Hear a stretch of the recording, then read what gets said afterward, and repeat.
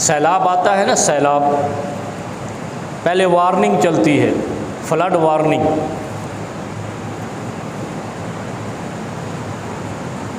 طوفان آتا ہے تو ایک محکمہ موسمیات ٹیکنالوجی بنا رکھی ہے، وہ پہلے بتاتا ہے اتنی شدت کا طوفان آئے گا، چھتیں اڑا جائے گا،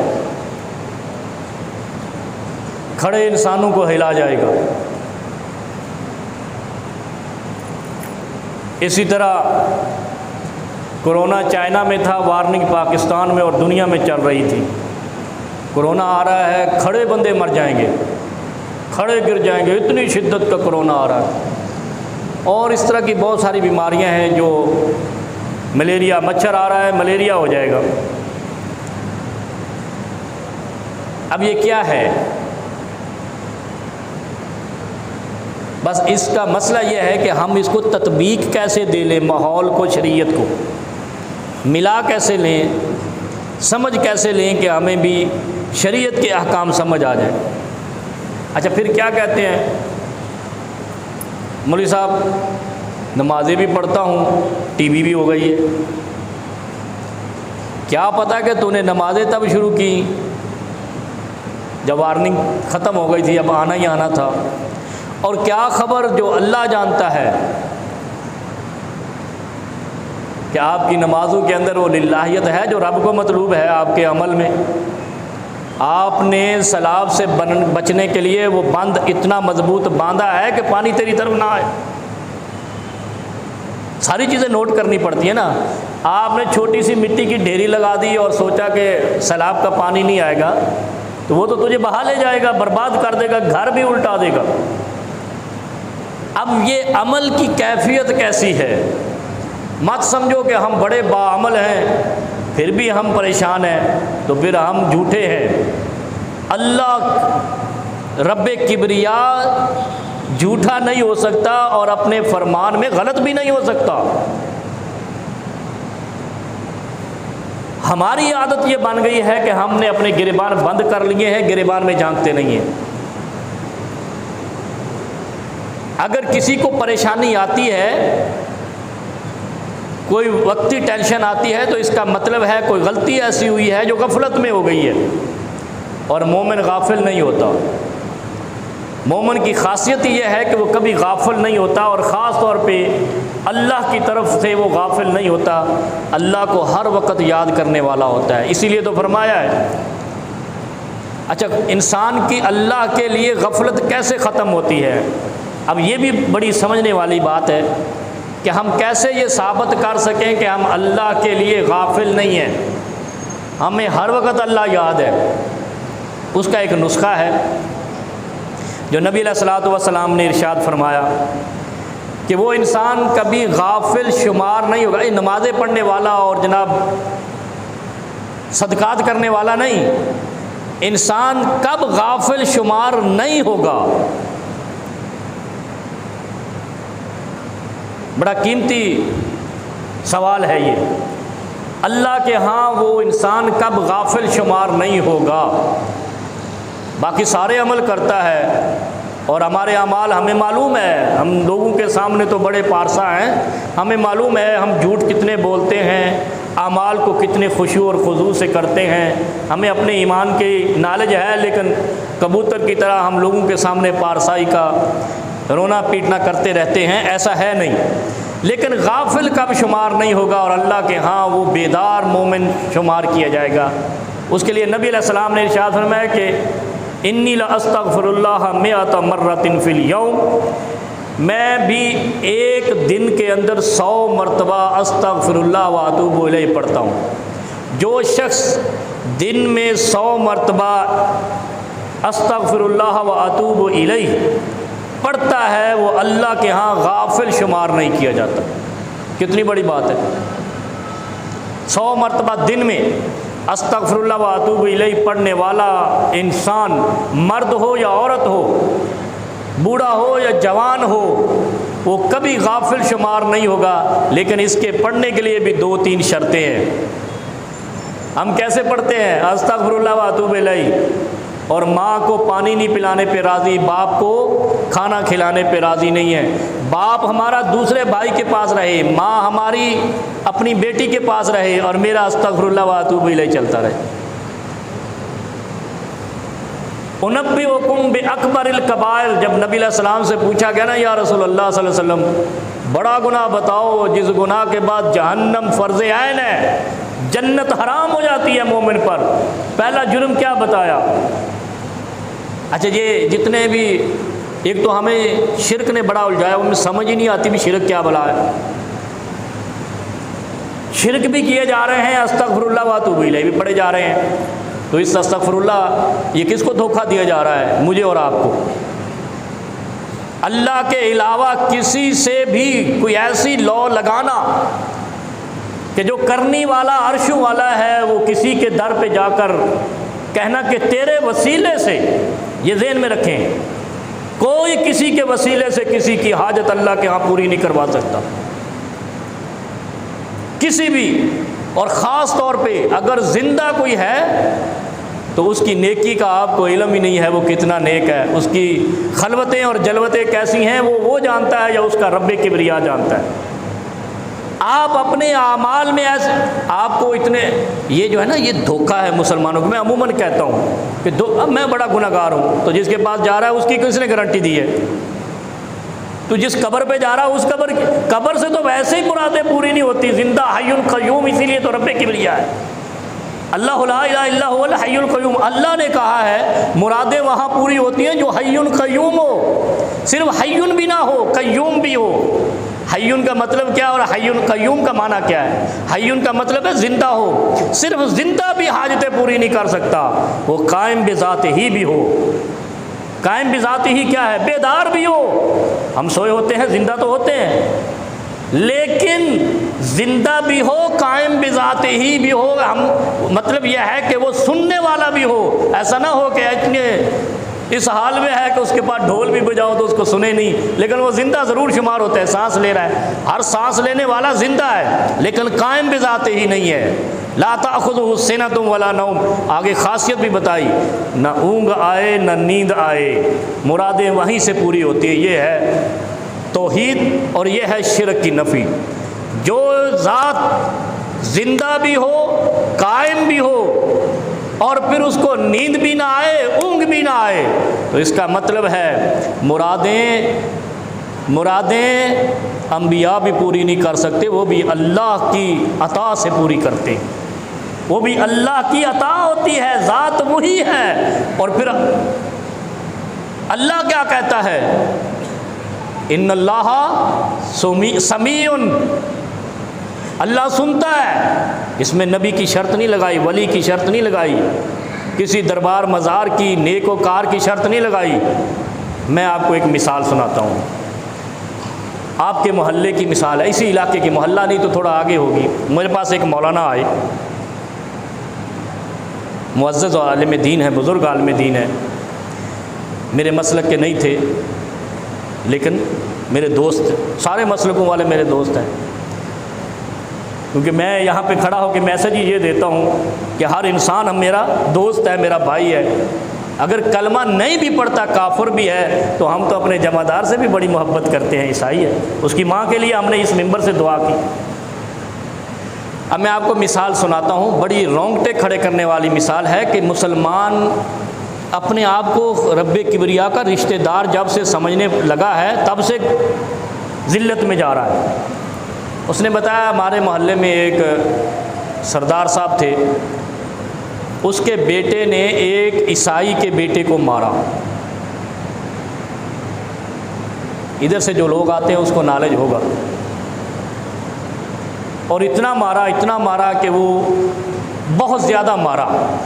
اب وہ جو عیسائی تھا وہ بیچارہ مظلوم غریب جمع دار تھا، یہ صفائیاں کرتا تھا، آپ کے اذہان کو بیدار کرنے کے لیے۔ اب جب اس نے دیکھا کہ بھائی میں تو کچھ کر نہیں سکتا، میں تو مظلوم ہوں، نہ تھانہ میری سنے گا، نہ کچہری میری سنے گی، نہ وڈیرا میری سنے گا، نہ کوئی سردار، نہ کوئی ملک، نہ کوئی پنچایت، میں جمع دار ہوں، نیچے بٹھائیں گے اور مارنے والے کو اوپر بٹھائیں گے کرسی پہ جب جرگہ ہوگا۔ اس نے جھولی اٹھائی، اس نے کہا اللہ، اب وہ مولانا خود بتا رہے ہیں کہ ہم جب ملنے گئے تو اس نے ہمارے سامنے جھولی اٹھائی، اے اللہ میں مظلوم ہوں، بے بس ہوں، اور تو زندہ اور حی قیوم ذات ہے، تو اس کا فیصلہ کر دے۔ اب وہ مولانا عالم دین ہے، وہ کہہ رہے ہیں کہ اسی اگلے دن، شام کو لڑائی ہوئی ہے، اگلے دن وہی لڑکا کسی کو پیسے دینے تھے، پیسے دینے گیا بائک پہ، ایک بائک میں لگا، کلٹی ہوا، پیچھے سے ڈمپر آ رہا تھا، اوپر سے گزر گیا۔ عیسائی کے بیٹے کے ساتھ ظلم کرنے کے بدلے میں اللہ نے اٹھائی ہوئی یہ جھولی رد نہیں کی مظلوم کی، اور ہم اس کو کافر کہتے ہیں، اور ہم مسلمان ہیں۔ ہر موڑ پہ جھوٹ ہے، ہر جگہ پہ دھوکہ ہے، اور یہ اسی علاقے کا واقعہ، زندہ اور قائم واقعہ ہے، جو اس کو ابھی زیادہ دیر بھی نہیں ہوئی، تقریباً 3 ہفتے یا 4 ہفتے ہوئے ہوں گے، اور مجھے پچھلے ہفتے نالج ہوئی کہ وہ شخص بتا کر گیا کہ اس طریقے سے اس عیسائی نے بد دعا کی، اللہ نے 24 گھنٹے کے اندر اندر اس کی دعا کو قبول کیا، اور ڈمپر اس لڑکے کے اوپر سے گزر گیا جس نے ظلم کیا تھا، اور وہ پہچاننے کے قابل نہیں رہا۔ کتنی بڑی بات ہے۔ اور ہم کیا ہے، ہم ادھر استغفر اللہ و اتوب الیہ کہتے ہیں، ہمارے ظلم سے کوئی محفوظ نہیں ہے، ہماری زبان سے کوئی محفوظ نہیں ہے، ہمارے کردار سے کوئی محفوظ نہیں ہے، تو پھر یہ استغفر اللہ و اتوب الیہ یہ سادہ لوگ مومنوں کو دھوکے کے علاوہ کچھ نہیں۔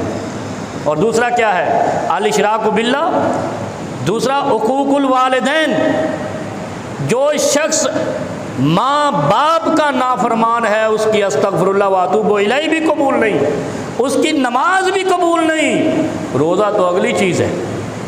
والدین کے نافرمان روزہ بے شک نہ رکھیں، انشاءاللہ ان کی کوئی حیثیت بھی، وہ پیغمبر کی حیثیت ہو یا کسی کتب کی ہو یا غوث کی ہو یا ولی کی ہو، اس کی سفارش نہیں کرے گی۔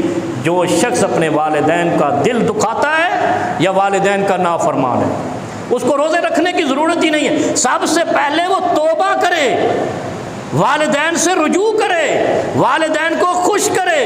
والدین جب اس کے لیے دعا کر دیں گے ترقی کی، تو اس کی دعائیں بھی ترقی کر کے اوپر جائیں گی، اس کی استغفار بھی اوپر جائے گی۔ اور تیسرا کیا بتایا تھا، والکذبہ، قول الزور و شہادت الزور، بلکہ یہ تو حدیث موجود ہے کہ جو روزہ رکھ کے جھوٹ بولنا بند نہیں کرتا، جھوٹی گواہی بند نہیں کرتا، اللہ رب العالمین کو اس کی ضرورت نہیں ہے کہ وہ بھوکا اور پیاسا رہے۔ من لم یدع الخنا والکذب لیس للہ حاجۃ ان یدع طعامہ و شرابہ، اس شخص کے بھوکا رہنے اور پیاسا رہنے کی رب کبریا کو ضرورت نہیں ہے جو بد زبان ہے اور جھوٹ بولتا ہے۔ اللہ رب العالمین نے ایک پیکج دیا ہے، اور پیکج کے ساتھ 2-3 شرطیں لگا دیں۔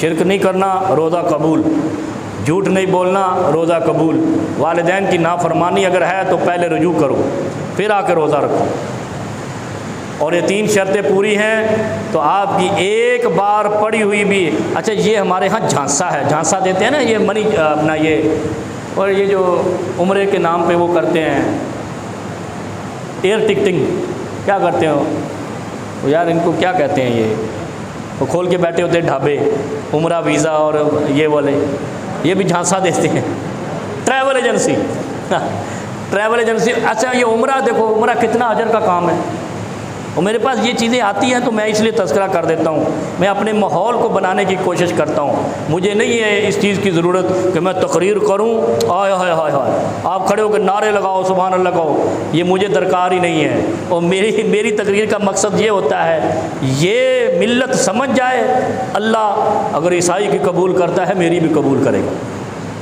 اگر ایک عیسائی جس کو میں کافر سمجھتا ہوں اس کی اللہ سنتا ہے تو میری اور آپ کی کیوں نہیں سنے گا؟ ہم تو کلمہ پڑھنے والے، اللہ کو ایک ماننے والے، اللہ کو عطاؤں کا، غیب کے خزانوں کا مالک سمجھنے والے ہیں۔ ہماری تو پہلی فرصت میں سنیں اگر ہمارا دل پاک ہو، صاف ہو۔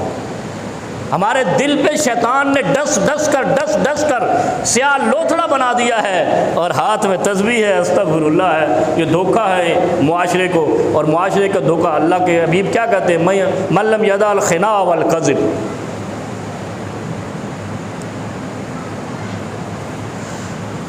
ایام معدودات یہ پیکج ہے۔ اچھا معدودات کہتے ہیں گنے چنے، 365 دن ہیں، 265 365 دن ہے، اس میں 30 دن دیے اللہ نے، 30 دن دے کر 65 میں 300 باقی کتنے بجے 335 دن کا علاج کرنا ہے اللہ نے، اور یہ آپ کے ذمہ نہیں ہے، آپ نے صرف 30 دن کو اکاؤنٹ کر کے کام کرنا ہے، اللہ نے 335 دن کی آپ کو اس کا اجر دینا ہے۔ کتنی بڑی بات ہے، 335 دن کے گناہ معاف کر دینے ہیں 30 دن کے لیے۔ اس کا معنی ہے ایام معدودات۔ قرآن نے کہا نا سورہ بقرہ میں ایام معدودات، اللہ نے 30 دن اتارے ہیں 335 کی بخشش کے لیے، اور پھر بخشش کے لیے نہیں، 335 دن کی معافی ملے گی اور درجات بلند ہوں گے، جیسے جس سپیڈ سے آپ کے ڈالر کے درجات بلند ہو رہے ہیں اس سے بھی کئی گنا زیادہ آپ کے درجات بلند ہوں گے۔ 335 دن کام کرنا ہے، 335 دن آزادی ہے، نہ بھوکے رہو نہ پیاسے رہو۔ کتنی بڑی بات ہے، اکاؤنٹ تو کرو یار شریعت کے اوپر تھوڑا سا اپنی توجہ کو مرج تو کرو، مرج کرتے ہیں نا، مرج کرو شریعت کے ساتھ اپنے آپ کو، کوئی بھاری نہیں ہے، بڑی ملائم ہے، بڑی سافٹ ہے یہ دین، یہ سخت دین ہماری زبانوں نے بنایا ہے، علماء کی زبانوں نے، سمجھانے والوں کے کردار نے اس دین کو اتنا ہیوی اور سخت بنا دیا ہے، چٹان کی مانند لگتا ہے بھائی اس کو ہاتھ نہیں لگانا، گر گیا تو مر گئے، کچھ بھی نہیں ہوگا۔ 30 دن کام کرنا ہے، 2 کام کرنے ہیں، کھانا کچھ نہیں، پینا کچھ نہیں، روزے کے نام سے آپ نے رہنا ہے اور دل صاف رکھنا ہے، شرک نہیں کرنا ہے، 335 کی صفائی ہو گئی۔ اچھا 335 میں کون سے گناہ معاف ہو گئے؟ جتنے آپ کے صغائر ہیں، جھوٹ نہیں معاف ہوگا، یہ ذہن میں رکھنا، جھوٹ، شرک اور والدین کی نافرمانی آپ کو حج پہ جا کے بھی معاف نہیں ہوگی۔ یہ جھوٹ بولا ہے اگر کسی مولوی نے کہا ہے کہ والدین دھکے کھا رہے ہیں، عیدی ہوم میں اولڈ ہوم میں کدھر کدھر پھر رہے ہیں اور صاحب حج پہ گئے ہوئے ہیں، ایسا حج اس کے لیے لعنت کا سبب بنے گا جس کے والدین راضی نہیں ہیں۔ میں بار بار اس چیز پہ تکرار کیوں کر رہا ہوں کہ یار ہم بھوکے بھی رہیں گناہگار بھی بنیں۔ اور میں نے بتایا تھا نا پچھلی دفعہ شیخ عبدالرحیم الحنفی رحمہ اللہ، اس نے کہا میرے لیے یہ بہتر ہے کہ میرے منہ میں آگ کا انگارہ رکھ دیا جائے بجائے اس کے کہ کل حشر کے میدان میں کہا جائے تیرا عمل ہی کوئی قبول نہیں، تیری نمازیں ہی قبول نہیں، صرف اتنا نہ میں سنوں، اس سے بہتر ہے میرا منہ جل جائے۔ کتنی بڑی بات ہے جس کو ہم ہلکا لیتے ہیں۔ جو دین سمجھنے والے علماء تھے جن کو فقہا کہتے ہیں، وہ دین کے اندر پھرتے تھے، اور ہمارے آج کے دور کے بار بار سے طواف کرتے ہیں دین کا اور فتوے جڑتے ہیں، یہ منکر ہے وہ منکر ہے، بس ساری کہانی ختم۔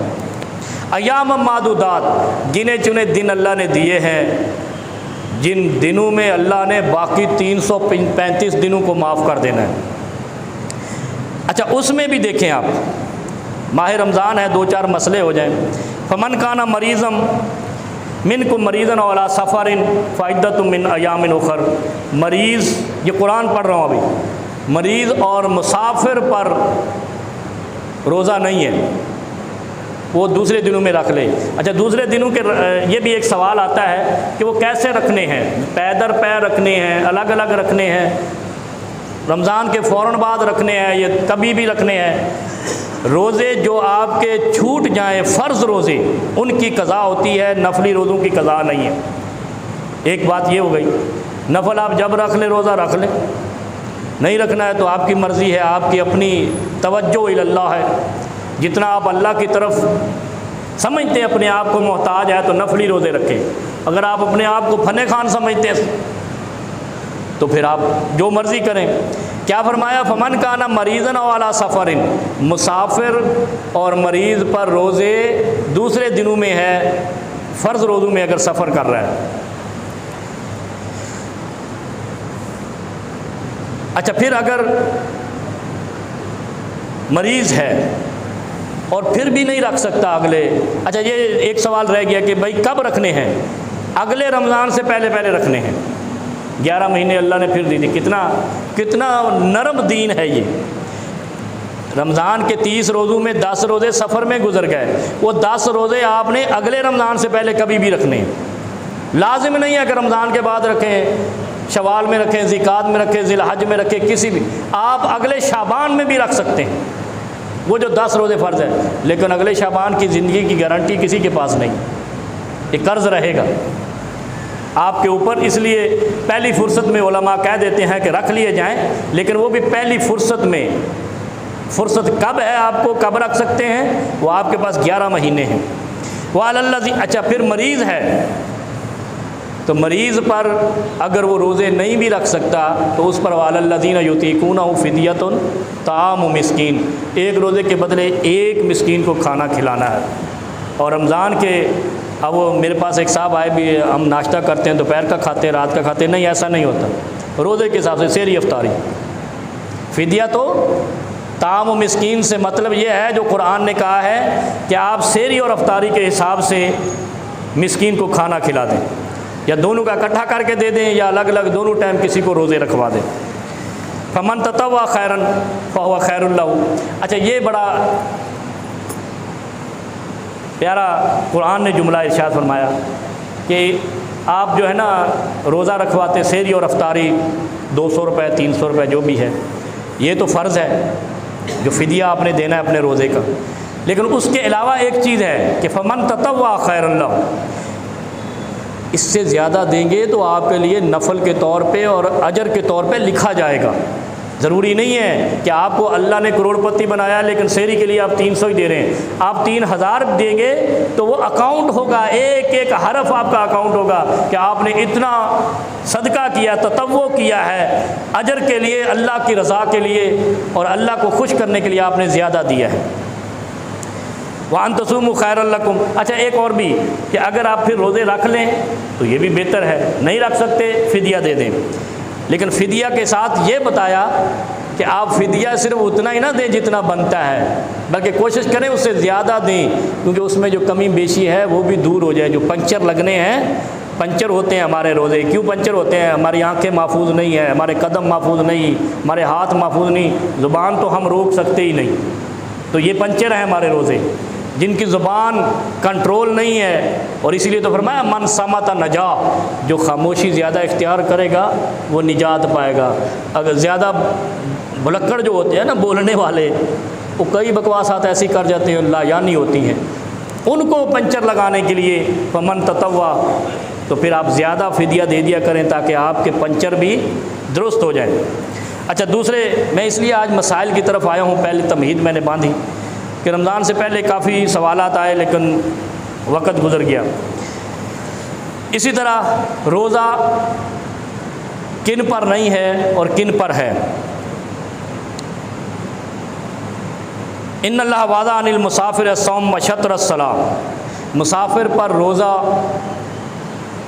تو میں نے ابھی بتا دیا، نماز بھی آدھی ہے مسافر پر، وہ رمضان میں ہو یا غیر رمضان میں۔ وعن الحبلى والمرضع الصوم، اور دودھ پلانے والی اور حاملہ عورت پر روزہ ساقط ہے ہی نہیں، یہ فدیے کی طرف جائیں، یا فدیہ بھی ساقط جب اللہ کر دے نا تو وہ کچھ نہیں، بس جتنے دنوں میں وہ حاملہ ہے۔ اچھا حاملہ، اب آپ دیکھیں اس میں آپ کو حدیث سناتا ہوں۔ اللہ کے حبیب صلی اللہ علیہ وسلم نے فرمایا کہ جو تم میں استطاعت نہیں رکھتا شادی کی وہ روزہ رکھے، ایسے ہی ہے نا، میں نے حدیث سنائی تھی پچھلے جمعہ، یا معاشر الشباب، یہ اغض للبصر و احسن للفرج، روزہ جو ہے انسان کی نظروں کو جھکا دیتا ہے اور شرمگاہ کی حفاظت کرتا ہے، انسان کمزور ہو جاتا ہے، لہو فإن لہو وجا، یہ اس کے لیے کمزوری کا سبب بنتا ہے۔ یہ ثابت ہو گیا روزہ انسان کے تکبر میں کمزوری، غرور اور خنوت میں کمزوری پیدا کرتا ہے۔ اب یہاں کیا فرمایا ہے کہ عن الحبلى والمرضع الصوم ساقط ہے، دودھ پلانے والی اور حاملہ عورت پر روزہ نہیں ہے۔ جب روزہ ہی نہیں ہے تو فدیہ کس چیز کا ہے؟ ایک بات۔ دوسری بات یہ ہے کہ ثابت یہ ہوا کہ روزے کا فلسفہ یہ ہے کہ انسان کی اکڑ کو مارنا ہے۔ اب اکڑ کو مارنا ہے، غرور کو مارنا ہے، کمزور کرنا ہے، اور اگر حاملہ عورت روزے رکھے گی تو تھر میں جیسے بچے خوراک کی کمی سے مر جاتے ہیں، تو روزے کا سبب یہ بنے گا کہ نسل کشی ہوگی، امت کی نسل کشی ہوگی۔ لہذا اللہ رب العالمین کی حکمت دیکھیں، دودھ پلانے والی پر حاملہ عورت پر روزہ ہی ساقط کر دیا کہ میری امت کی نسل کشی نہیں کرنا، کمزور نسل پیدا نہیں کرنا۔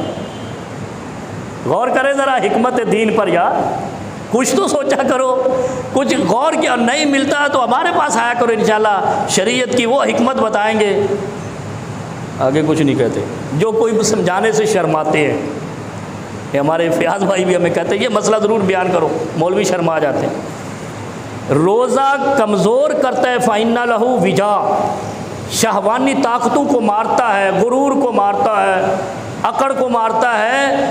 اور اگر آپ نے حاملہ عورت کو روزہ رکھوا دیا ہے تو اس کا مطلب ہے آپ نے امت محمد کے ساتھ ظلم کیا ہے، امت محمد کو کمزور کرنے کی کوشش کی ہے، جسارت کی ہے۔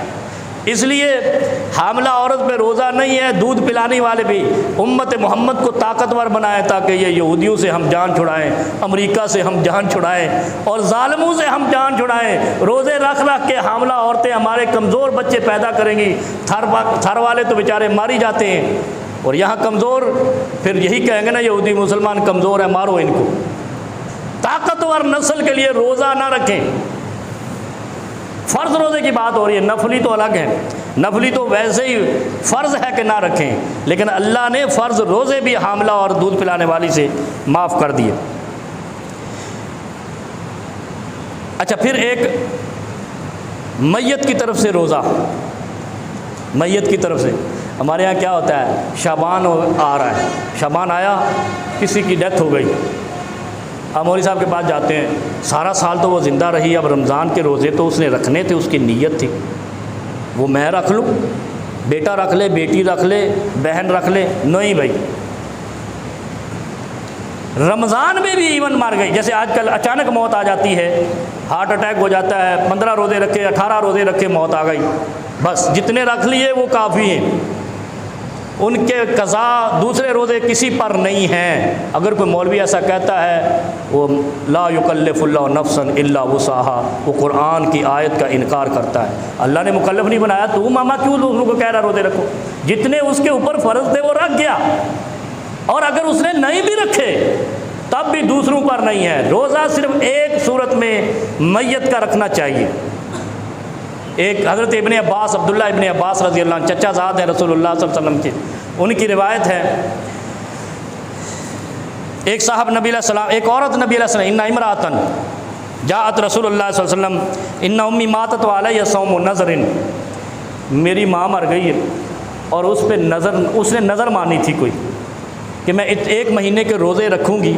اچھا، یہ فرض روزوں کی بات نہیں ہو رہی ہے، دوسرے روزوں کی بات ہو رہی ہے۔ فرض کا جتنے رکھ لیے، باقی جاؤ، جو مر گیا وہ اللہ کو اتنے کا حساب دے گا، آنے والے دنوں کا اللہ نے حساب نہیں لینا۔ ایک آدمی زمین پہ زندہ ہی نہیں رہا، آج کتنا رمضان ہے، 7 یا 6 رمضان ہے، 7 رمضان ہے، 8 رمضان کو ایک زندہ ہی نہیں رہا، تو اللہ نے اس کا 8 رمضان کا حساب کیوں لینا ہے؟ 7 تک ہی لے گا نا۔ یہ مت ماری گئی ہو، میں نے ایک سنا ہے کلپ، وہ اس کے بہن روزے رکھ سکتی ہے، بیٹی تیری مت ماری گئی، وہ 8 تاریخ کو وہ زمین پہ رہا ہی نہیں، تو اس کا حساب رب کیوں لے گا؟ فیاض صاحب، کچھ سمجھ آتی ہے بات یار؟ اور یہ مولوی آج کل یوٹیوب چینل چل چکے ہیں اور سوشل میڈیا چل چکا، مولوی کی منڈی لگ گئی ہے۔ اور بھائی کو مسئلہ خدا کے لیے سیدھا بتا دو دنیا کو، جو شخص زمین پہ زندہ ہی نہیں رہا، خدا اس کا حساب کیوں لے گا ان دنوں کا؟ اسی کا حساب لے گا جن دنوں میں وہ موجود تھا، بس جو ہے ہی نہیں، کہانی ختم۔ اب آپ دیکھیں، ان امی ماتت وعلی صوم نظر فاصوم عنہا، ایک عورت آتی ہے، یا رسول اللہ صلی اللہ علیہ وسلم میری ماں مر گئی، اس نے نظر مانی تھی، میں وہ روزے رکھ سکتی ہوں؟ نبی علیہ السلام نے دیکھو کتنا پیارا جواب دیا، قال ارأیت لو کان علی امک دین فقضیتہ، اگر تیری ماں پہ قرض ہوتا تو ادا کرتی؟ جگہ کرتی، ماں پہ قرض تھا میں ادا کرتی۔ فرمایا فکان یؤدی ذالک، میں اس کا قرض ضرور ادا کرتی۔ قالت نعم، قال فصومی عن امک، جو نظر مانی تھی وہ قرضہ لیا تھا۔ قرضہ کیا لیا تھا؟ ایک دوسری حدیث میں آتا ہے وہ بھی حضرت ابن عباس سے، ان امرأۃ راکبۃ البحر فنظرت ان نجاها اللہ ان تصوم شہرا، سمندر پہ سوار ہوگی، کشتی میں سوار، آپ جاؤ نا ذرا منوڑا کی طرف، تو وہ جو چلتی ہے نا، پتہ نہیں ان کو کیا کہتے ہیں، وہ پتہ چلتا ہے ابھی زمین پہ گئے۔ اب وہ جب 2-4 وہ آئی نا جھلکیاں، تو اس نے نظر مانی کہ اللہ یہ بیڑا پار ہو جائے، 1 مہینے کے روزے رکھوں گی۔ اب اصل مسئلہ یہ ہے، 1 مہینے کے روزے رکھوں گی، اگر میں منوڑا پہنچ جاؤں سلامت۔ اب وہ جناب کنارے لگ گئی کشتی، راکبۃ البحر ہوتے سمندر میں سوار ہوئے، جب کنارے لگ گئی اب روزے بھول گئے۔ ہمارے ہاں ہے نا یہ بیماری، کوئی نہ کوئی بات کرتے ہیں بس بھول جاتے ہیں، اور پتہ نہیں پھر کیا اس کا عذاب ہونا ہے۔ سمندر پار کر لیا لیکن روزے رکھنا بھول گئی، حتیٰ ماتت، یہاں تک کہ وہ مر گئی۔ اب اس کی بیٹی آئی نبی علیہ الصلوۃ والسلام کے پاس، فلم تفتہ ماتت ابنتہا اختہا ان تصوم عنہا، نبی علیہ السلام نے فرمایا یا اس کی بہن روزے رکھے یا اس کی بیٹی روزے رکھے، جو اس نے نظر مانی تھی پوری کرنے سے پہلے مر گئی۔ نظر کا روزہ رکھنا لازم ہے مرنے والے کا، اور کسی صورت میں میت کا روزہ دوسروں پر رکھنا لازم نہیں ہے۔ اور تیسرا سوال جو سب سے اہم ہے، بزرگوں پر روزہ نہیں ہے، بزرگ مرد ہوں یا عورت ہوں، مجبور نہیں کیا کرو بوڑھوں کو روزہ رکھو، کیونکہ تیری بیگم نے پکا کے ابو نے کھلانی پہنتی تو روزہ رکھوا دے، نہ ظلم نہ کر۔ اسی لیے تو ہمارے روزے قبول نہیں ہونے، پھر جو بزرگوں کے ساتھ زیادتی کرے گا۔ اچھا بزرگی کہاں سے ہے وہ آپ نے اکاؤنٹ کرنی ہے، وہ مجھے نہیں پتہ ہے۔ بزرگ جب آپ میں نحیف ہو جائیں، استطاعت نہ رکھیں، جب بچے آپ کو کہیں ابو آپ آرام سے بیٹھو ہم کام کریں گے اور کما کے لائیں گے، تو آپ بزرگ ہو گئے۔ جب بچے جوان بالغ ہوں گے، شادی شدہ ہوں گے، تو تبھی آپ بوڑھے ہوں گے نا۔ ایسا تو نہیں ہے کہ بچہ 3 سال کا اور آپ 80 سال کے، ایسا نہیں ہوتا۔ لہذا جب بچے آپ کے برسر روزگار ہو جائیں اور آپ کی عمر ڈھل جائے، آپ پتھر نہ 10 کلو کا اٹھا سکیں، وزن نہ اٹھا سکیں، آلو 20 کلو لے کے اٹھا نہ سکیں، تو آپ بزرگ ہیں یا آپ بیمار ہیں۔ بیمار پہ بھی روزہ نہیں ہے، بزرگ پہ بھی روزہ نہیں۔ کیا فرمایا؟ رخص للشیخ الکبیر والمرأۃ الکبیرہ، بوڑھی اور اچھا یہ بوڑھی عورت کا روزہ بھی ساقط ہے، بوڑھی عورت کا پردہ بھی ساقط ہے۔ بوڑھی عورت پہ پردہ بھی نہیں ہے، بوڑھی عورت پہ روزہ بھی نہیں ہے، اور بوڑھا مرد پردہ کرتا ہی نہیں ہے تو چودھری ہے۔ لا یستطیعان، اچھا ان کا ایک حل ہے کہ اگر بچے اپنے بزرگ باپ یا بزرگ ماں کی طرف سے ایک مسکین کو کھانا کھلاتے رہیں جتنے فرض روزے ہیں، تو وہ والد کی طرف سے ادائیگی ہو جائے گی، بزرگ کی طرف سے ادائیگی ہو جائے گی۔ اسی طرح روزہ ٹوٹتا کہ بڑا اہم مسئلہ ہے، اتنی شرطیں لگائیں، جیسے کہتے ہیں نا وضو کی 13 سنتیں ہیں، وہ 13 ان مولویوں نے لگائی ہیں، کوئی سنتیں نہیں، 4 فرض ہیں وضو کے، آپ کا وضو مکمل ہے۔ اچھا اب آپ سنیں، روزہ ناک میں پانی چڑھانے سے غرارہ کرنے، غرارہ کہتے ہیں نا اس کو، مزمزہ والے استنشاق عربی میں کہتے ہیں، ناک میں پانی چڑھانے اور غرارہ کرنے سے روزہ ٹوٹ جاتا ہے، نہ کیا کرو ایسے۔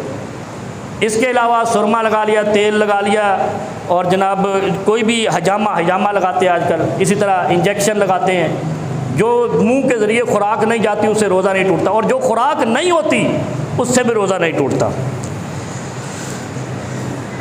اچھا دوسری بات یہ ہے کہ روزہ کی افطاری کی دعا جو سنت مصطفیٰ سے صحیح ثابت ہے، ذهب الظمأ وابتلت العروق وثبت الاجر انشاءاللہ، یہ دعا روزہ افطار کرنے کے بعد ہے، کوئی بھی دعا روزہ افطار سے پہلے نہیں ہے۔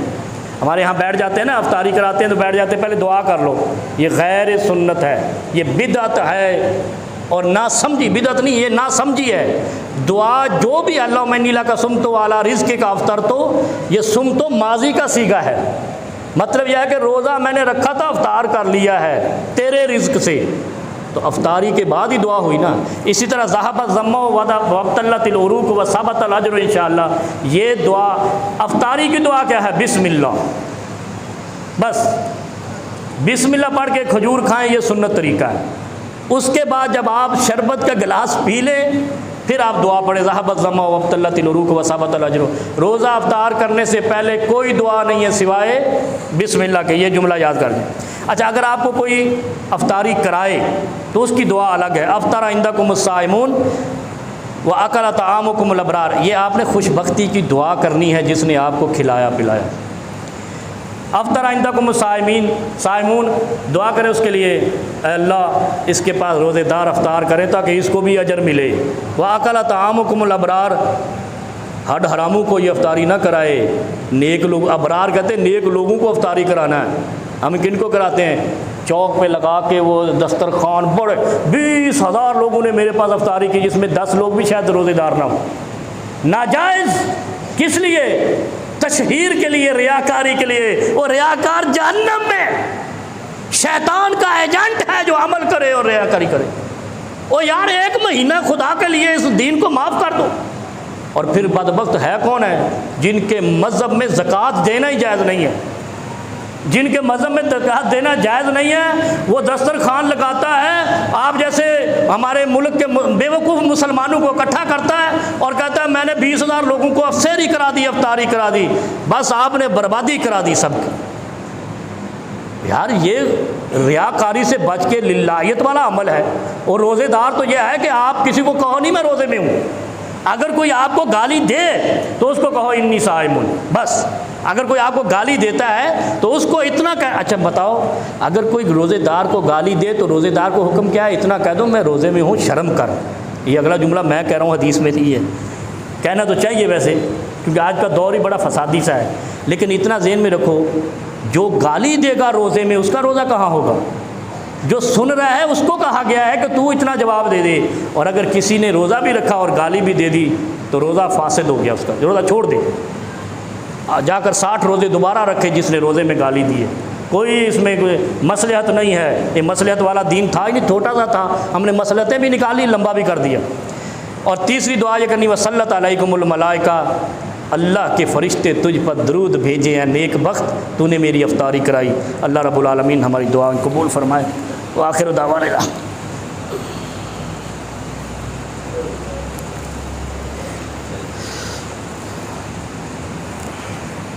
ان الحمد للہ نحمده ونستعینه ونستغفره ونؤمن به ونتوکل علیہ ونعوذ باللہ من شرور انفسنا وسیئات اعمالنا من یهده اللہ فلا مضل له ومن یضلل فلا ہادی له۔ اما بعد فإن خیر الحدیث کتاب اللہ وخیر الہدی ہدی محمد صلی اللہ علیہ وسلم۔ اللہم صلی علی محمد وعلی آل محمد کما صلیت علی ابراہیم وعلی آل ابراہیم انک حمید مجید۔ اللہم بارک علی محمد وعلی آل محمد کما بارکت علی ابراہیم وعلی آل ابراہیم انک حمید مجید۔ ایک حدیث ہے، رات کو بھی ایک پروگرام میں میں نے سنائی، پہلے بھی آپ کو سنا چکا ہوں، لیکن روزے کی اہمیت کی وجہ سے دوبارہ سنا دیتا ہوں۔ نبی علیہ السلام فرماتے ہیں، حضرت ابو ہریرہ رضی اللہ عنہ، یہ صحیح البخاری کی 173 نمبر حدیث ہے، 173، فرمایا ان رجلا رأى کلبا یأکل الثری من العطش فاخذ الرجل خفه حتى ارواه فشکر اللہ وادخلہ الجنہ۔ فرمایا ایک شخص نے ایک کتے کو دیکھا کہ وہ گیلی مٹی کو چوس رہا ہے، میں پہلے سنا چکا ہوں، دوبارہ ریپیٹ کرتا ہوں۔ ایک شخص نے ایک کتے کو دیکھا وہ گیلی مٹی کو چوس رہا ہے، لہذا اس نے فاخذہ الرجل خفہ، اپنا موزہ اتارا، کنویں میں پھینکا، پانی بھرا، کتے کو پانی پلا دیا، فشکر لہ، اور اللہ کا شکر ادا کیا، بدلے میں اللہ رب العالمین نے ادخلہ الجنہ، جنت میں داخل کرا دیا۔ اللہ نے جنت میں داخل کرا دیا کتے کو پانی پلانے کے بدلے میں۔ صحیح بخاری کی 173 حدیث ہے۔ کتنا بڑا مقام ہے روزے دار کو افطاری کر، وہ کتے کو پانی پلانے والا جنتی جو مومنوں کے روزے کھلوائے وہ کتنا بڑا جنتی ہوگا۔ ریاکاری نہ کرے، جنت مومنوں کے جو روزے دار ہیں، کیا کہا؟ اکل طعامکم الابرار، نیک لوگوں کو آپ نے افطاری کرانی ہے، برے لوگوں کو افطاری اور بے روزوں کو افطاری کے نام پہ چندہ اکٹھا کرنے کی غرض سے نہیں۔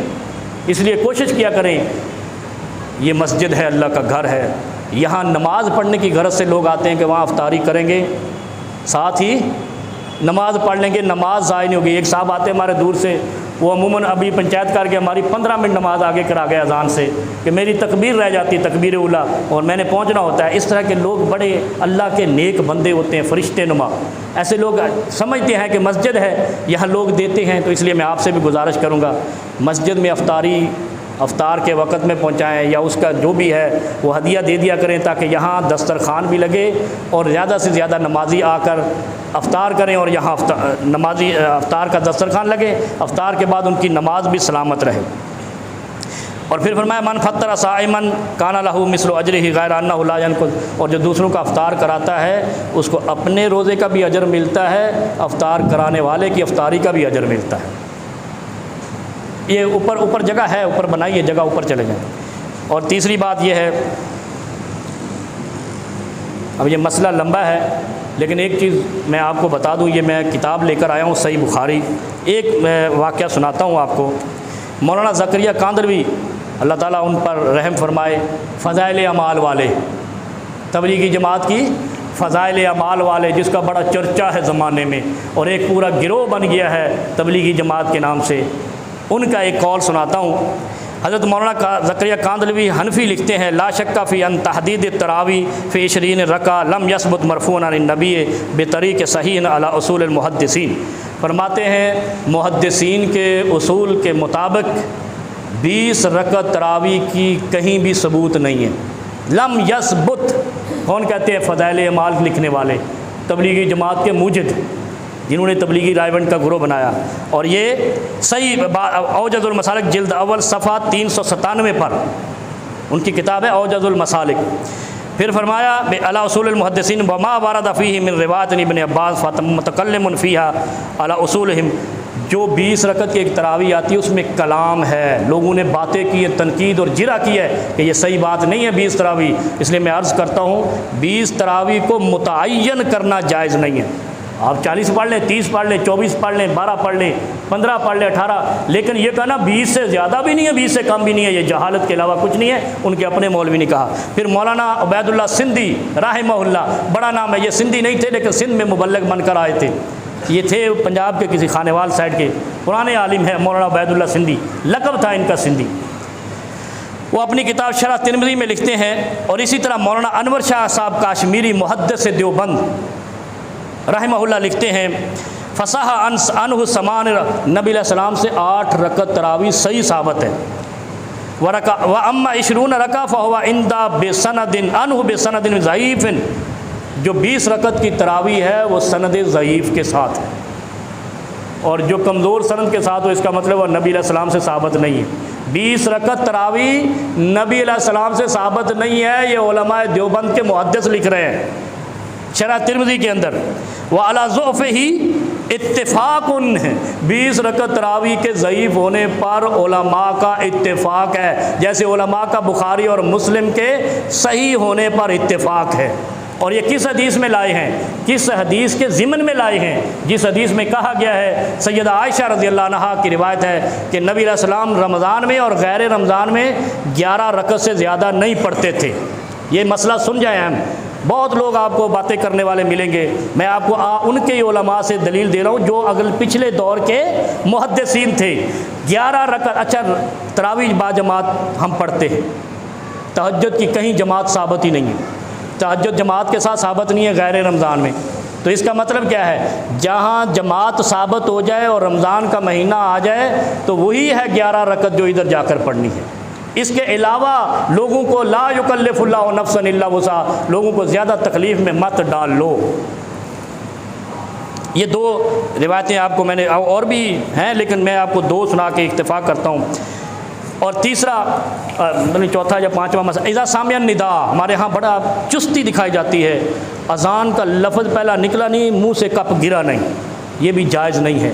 جو برتن آپ کے ہاتھ میں ہے اور آپ سیری کر رہے ہیں اور اذان شروع ہو گئی ہے، فرمایا جب آپ ندا سنو، اذان کی آواز سنو، وَالْإِنَاءُ عَلَى يَدِهِ، اور آپ کے ہاتھ میں برتن ہو، فَلَا يَضَعُ حَتَّى يَقْضِي حَاجَتَهُ، اس کو پورا کر لو۔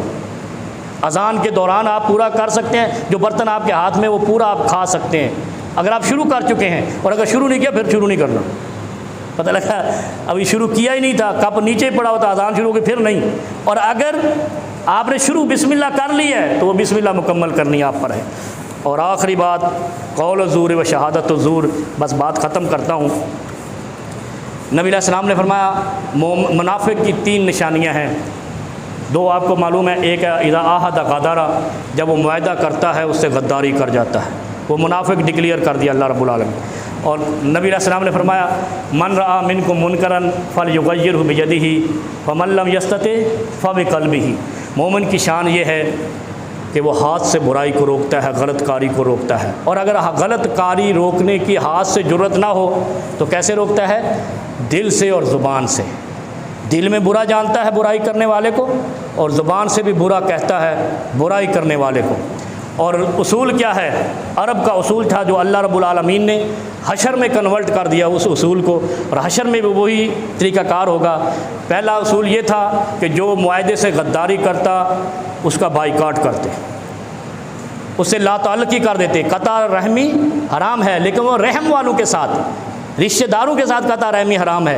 جہاں بزنس پوائنٹ آ جائے، کاروباری معاملہ آ جائے، جو دنیا اور معاشرے کا معاملہ آ جائے، تو یہ اصول اللہ رب العالمین نے اور اللہ کے حبیب نے طے کیا ہے، اس شخص سے لا تعلقی کر دو، بائیکاٹ کر دو، معاشی بائیکاٹ کر دو جو معاہدے کا غدار ہو اور منافقت کر جائے۔ پھر فرمایا کہ اس کا نشانی ایک اور طریقہ تھا ان کا، وہ کیا تھا؟ لکل غادر لواء عند استہ، جو بھی معاہدے کی غداری کرتا اللہ رب العالمین نے فرمایا کہ اس کے پشت پہ، جس کو ہپ کہتے ہیں، اس پہ ایک جھنڈا لگا دیا جاتا، اور وہ حشر کے میدان میں سب کے پاس گھمایا جائے گا، صرف اس وجہ سے کہ وہ غداری کر گیا تھا۔ اور اس نے کیا فرمایا؟ من لم یدع الخناء والکذب، جو جھوٹ بولنا نہیں چھوڑتا اس کے روزے کی کوئی حیثیت نہیں ہے۔ اللہ رب العالمین سے دعا ہے کہ اللہ کریم ہماری مسجد کے محراب کے ساتھ بیٹھے ہوئے شخص کو ہدایت عطا فرمائے، جس نے معاہدے کی بھی خلاف ورزی کی، یہ زیڈ ہارڈ ویئر والا، اور آپ دیکھیں پورے کراچی کے مارکیٹیں بند ہوں گی، جمعے کے دوران کھول کے بیٹھا ہوگا، یہ مسلمان ہے سفید داڑھی کے ساتھ، اور نام کس کا لیتے ہیں؟ فضائل اعمال کا، کہ ہم تبلیغی جماعت کے ہیں، تبلیغی جماعت کے۔ اور میں نے سنا دیا تبلیغی جماعت کے مولانا زکریا کاندلوی رحمۃ اللہ علیہ، ان کا بیان بھی سنا دیا کہ وہ 8 تراویح کے قائل ہیں، 20 کو کہتے ہیں لم یثبت، وہ ثابت ہی نہیں ہے۔ ان کی کتابیں ہم پڑھتے ہیں، دنیا کو بتاتے ہیں، ہدایت کی کوشش کرتے ہیں کہ ہمارے ذریعے سے کوئی حق بات نکل جائے، لیکن جو مسجدوں کے ساتھ قرآن سامنے رکھ کے معاہدے سے منحرف ہو جائے، ایک منحرف وہ تھے جن کو مرتد کہا جاتا ہے، ایک منحرف یہ ہیں کہ جو قرآن کو سامنے رکھ کے معاہدہ کرتے ہیں پھر منحرف ہو جاتے ہیں، پھر لوگوں کو جھوٹ بولتے ہیں۔ جھوٹ تو واضح ہے، یہ کہتا رہا میں کہ پیسے دے رہا ہوں، کرائے مسجد کو دے رہا ہوں، جب کورٹ میں گئے تو پتہ چلا پچھلے سال سے ہی نہیں دیا ہے، لیجر رپورٹ میں نے آپ کو دکھائی تھی۔ اس کے لیے دعا کریں اللہ اس کو ہدایت دے یا اس کو اپنی لپیٹ ملے، یہ ہر منافق کے لیے دعا ہمارے مومن کی ہونی چاہیے۔ ہم روزے میں کھڑے ہیں، اللہ تعالی ہم سب مومنوں کو اعمال صالح کرنے کی توفیق عطا فرمائے، اور ہم میں جتنے بھی بیمار ہیں اللہ کریم ان کو شفاء کاملہ عاجلہ نصیب فرمائے، اور جتنے بھی بے روزگار ہیں اللہ تعالیٰ ان کو حلال روزگار عطا فرمائے، جتنے بھی پریشان ہیں، پریشانی میں مبتلا ہیں، اللہ تعالیٰ ان کو پریشانیوں سے نجات عطا فرمائے، جن کے والدین بیمار ہیں اللہ ان کو صحت کاملہ والی زندگی عطا فرمائے، اللہ رب العالمین ہماری خطاؤں کو معاف فرمائے۔ تحذیر المسلمین عن الشر و نصیحتہم، یہ نبی علیہ السلام کا اصول ہے کہ مسلمانوں میں جب کوئی شر انگیزی کرے اس کو ڈراؤ، اس کو نصیحت کرو، اس سے لا تعلقی کرو، اس کا بائیکاٹ کرو۔ میں مومنوں سے اپیل کرتا ہوں اگر آپ کے اندر ایمانی غیرت موجود ہے تو اس کا تقاضا یہ ہے کہ غیرت کا ثبوت دیتے ہوئے اس کا بائیکاٹ بھی کیا جائے اور اس کو سبق بھی سکھایا جائے کہ انسان بن جاؤ۔ زندگی موت اللہ کے ہاتھ میں، کل مر گئے کیا بنے گا؟ سارا حساب دینا پڑے گا۔ اللہ رب العالمین ہمیں کسی سے زیادتی کرنے والا مومن نہ بنائے۔ مسلمانوں نے مسلمانوں سے زیادتیاں کی ہیں اور اس کی جزا بھی مسلمان پا رہے ہیں۔ میں نے ابھی آپ کو عیسائی کی وہ مثال بھی سنائی ہے کہ اس کے بیٹے کے ساتھ جس نے ظلم کیا، 24 گھنٹے کے ساتھ اس نے جب جھولی اٹھائی اللہ رب العالمین نے 24